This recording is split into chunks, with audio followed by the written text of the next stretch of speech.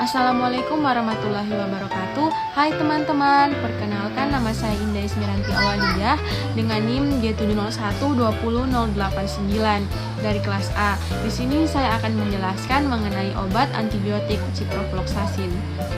Ciprofloxacin adalah antibiotik yang digunakan untuk mengatasi berbagai penyakit akibat infeksi bakteri.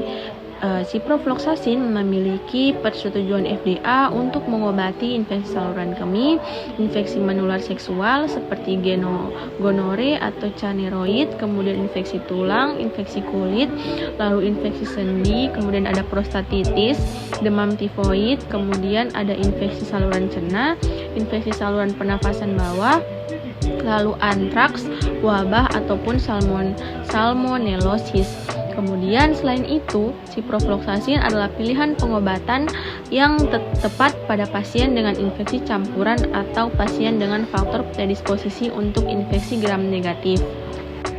Obat ciprofloxacin merupakan antibiotik yang masuk dalam golongan fluoroquinolone generasi kedua, yang dimana dia merupakan antibiotik bakterisidal. Ciprofloxacin termasuk dalam golongan obat keras dan hanya bisa didapatkan dan digunakan berdasarkan resep dokter. Sifat fisika kimia obat ciprofloxacin yaitu yang pertama rumus struktur dapat dilihat pada gambar. Kemudian rumus molekul yaitu C17H18FN3O3. Kemudian bobot molekulnya 331,34. Lalu pemberiannya yaitu serbuk kristal berwarna kuning pucat sampai terang. Kemudian titik lelehnya yaitu dari 255 sampai 257 derajat Celcius. Lalu kelarutannya yaitu larut dalam asam hidroklorat encer, kemudian praktis tidak larut dalam etanol. Nomor pKa-nya yaitu 6,09, pH-nya 6,8, lalu titik leburnya 317,18 derajat Celcius, lalu titik didihnya yaitu 381,8 derajat Celcius. Hubungan struktur dan aktivitas biologis obat. Ciprofloxacin merupakan antibiotik golongan fluoroquinolone, yang dimana quinolone itu merupakan agen antimikroba yang mengerahkan aksi antibakterinya melalui penghambatan topoisomerasi tipe 2 homolog, melalui DNA girase dan melalui DNA topoisomerasi 4, di mana sebuah struktur kristal moxifloxacin dalam kompleks dengan Acinetobacter baumannii topoisomerasi 4 menunjukkan quinolone berbentuk baji, menumpuk antara pasangan basa di situs pembelahan DNA dan mengikat residu yang dilestarikan dalam domain pembelahan DNA melalui kelasi ion magnesium non-katalitik. Kemudian pada gambar untuk posisi 7 dianggap salah satu yang langsung berinteraksi dengan DNA girase atau topoisomerasi 4. Lalu untuk substituen R pada gambar sangat mempengaruhi potensi spektrum dan farmakokinetik dari obat. Farmakodinamik dari ciprofloxacin yaitu bekerja dengan menghambat DNA girase dan topoisomerase. Keduanya penting dalam replikasi, transkripsi, perbaikan, dan rekombinasi DNA bakteri. Ciprofloxacin akan menginhibisi replikasi DNA bakteri serta repair dan rekombinasi bakteri. Kemudian ciprofloxacin efektif dalam melawan bakteri gram negatif maupun gram positif. Farmakokinetik dari ciprofloxacin yaitu absorpsi, yaitu cepat dan diserap dengan baik dari saluran pencernaan. Kemudian bioavailabilitasnya yaitu kira-kira 70-80%.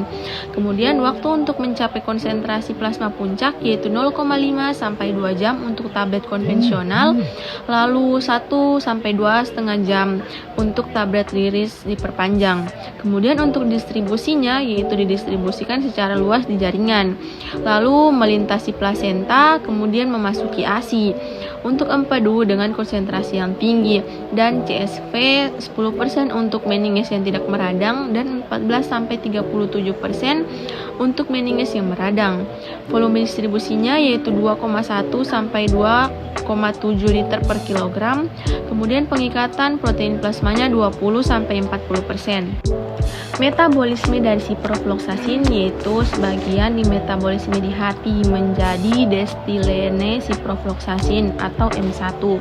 Kemudian menjadi sulfosiprofloxacin atau M2, lalu oksosiprofloxacin atau M3, dan formylsiprofloxacin atau M4 dalam konsentrasi yang rendah.